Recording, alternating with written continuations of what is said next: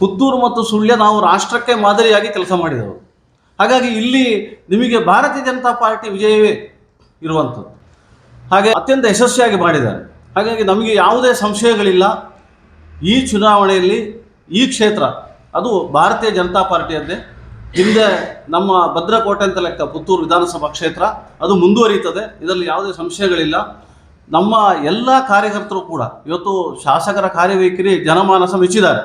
ನಮ್ಮ ಎಲ್ಲ ಕಾರ್ಯಕರ್ತರು ಕೂಡ ಅದನ್ನು ಮೆಚ್ಚಿದ್ದಾರೆ. ಹಾಗಾಗಿ ಯಾವುದೇ ಸಂಶಯಗಳಿಲ್ಲದೆ ನಾವು ಚುನಾವಣೆ ಗೆಲ್ತೇವೆ ಅಂತ ಹೇಳುವಂಥ ಪೂರ್ತಿ ವಿಶ್ವಾಸ ನಮ್ಮಲ್ಲಿದೆ.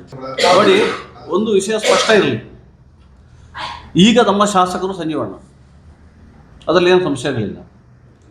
ಅವರ ಅವಧಿ ಮೇ ತಿಂಗಳವರೆಗಿದೆ, ಅಲ್ಲಿವರೆಗೆ ಅವರೇ ಅಭ್ಯರ್ಥಿ, ಅದರಲ್ಲಿ ಏನು ಪಕ್ಷ ನಿಮಗೆ ಗೊತ್ತಿದೆ.